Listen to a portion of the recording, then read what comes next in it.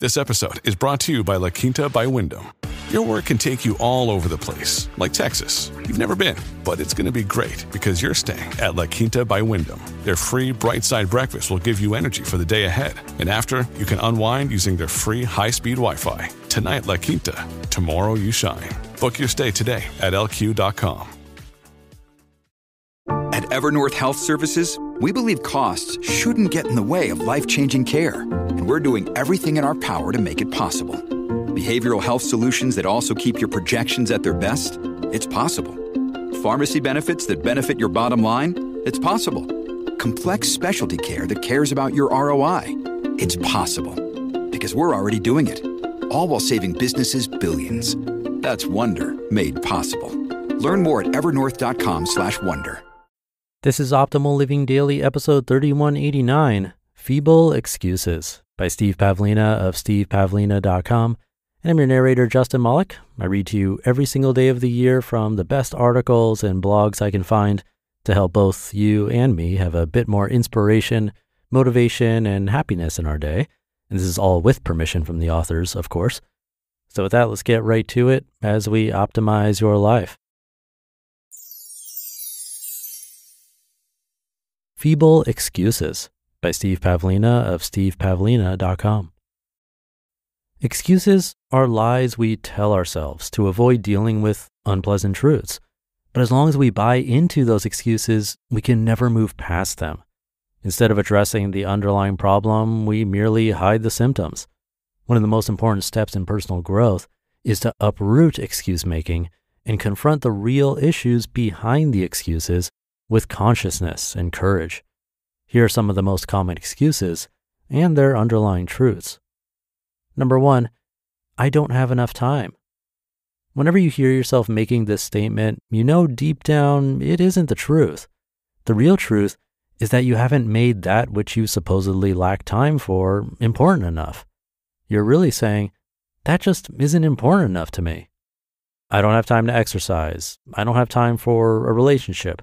I don't have time to start my own business. Of course you have time. You have as much time as anyone else does, and other people are already doing these same things. The difference is that they make it more of a priority in their lives than you do. You aren't a victim of circumstances. If you don't like your circumstances, change them. It's amazing that people who say they don't have time somehow find plenty of time for marginal activities like watching TV. If you don't have time to exercise, then surely you don't have time to watch any TV at all.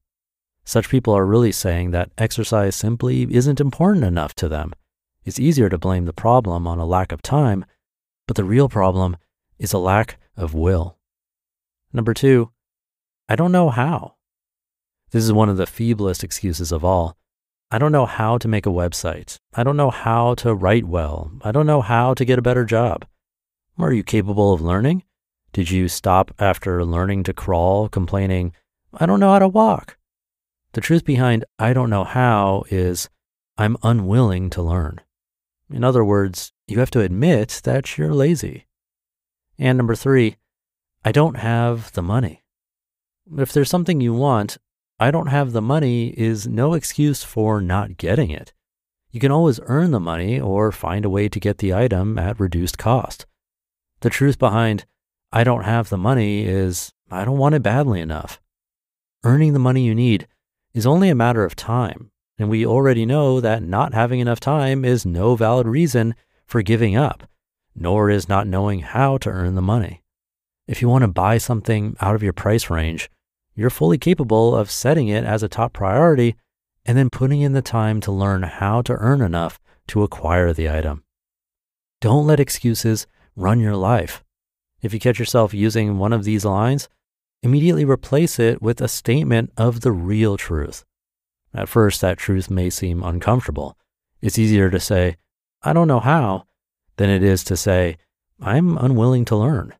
But when you admit your unwillingness, laziness, or lack of motivation, then you're finally facing the truth. And from that point, you'll have the opportunity to grow. For example, if you face your unwillingness to learn, you may decide that even though it would be a lot of work to learn a new skill, you could do it if you wanted it badly enough and really applied yourself. It's easier on our egos to blame failure on external, uncontrollable factors such as lack of time, information, or resources. But as long as we use such excuses, we can never solve the underlying problems because those factors aren't under our direct control.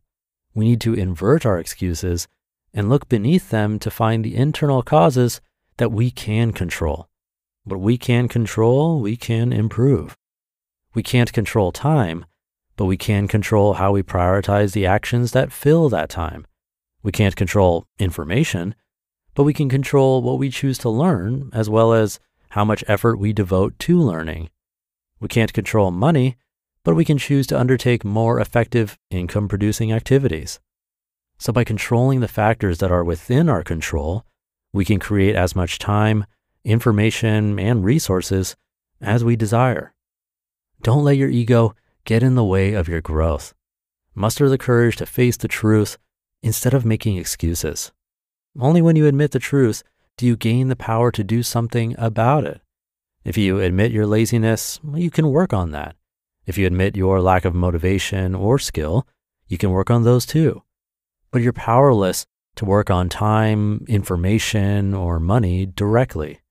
Don't give away this power and doom yourself to perpetual mediocrity.